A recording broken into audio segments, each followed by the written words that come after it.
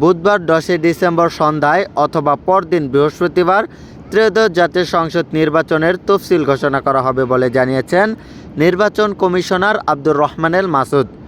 মঙ্গলবার নির্বাচন ভবনে সাংবাদিকদের সঙ্গে আলাপকালে তিনি তথ্য জানান। ইসি আব্দুর রহমানুল মাসুদ বলেন, ত্রয়োদশ জাতীয় সংসদ নির্বাচনের তফসিল ঘোষণায় ভাষণের সবকিছু চূড়ান্ত। রাষ্ট্রপতির সঙ্গে সাক্ষাৎ শেষে বুধবার 10 ডিসেম্বর সন্ধ্যায় অথবা বৃহস্পতিবার তফসিল ঘোষণা করা হবে। এই নির্বাচন কমিশনার বলেন, তফসিল ঘোষণায় রাজনৈতিক দলসহ সবার সহযোগিতার বিষয়ে বিশেষভাবে গুরুত্ব দেওয়া হবে। আগামীকাল দুপুরে রাষ্ট্রপতির সঙ্গে সাক্ষাৎ করতে যাবে নির্বাচন কমিশন। ইসি আব্দুর রহমানুল মাসুদ আরও বলেন, চূড়ান্ত পোস্টাল ব্যালটে নিষিদ্ধ বা স্থগিত কোনো দলের প্রতীক থাকবে না। সুপ্রিয় দর্শক, দেশ এবং বিদেশের সকল খবর সবার আগে পেতে আমাদের চ্যানেলটি সাবস্ক্রাইব করুন। মনিরুজ্জামান 24।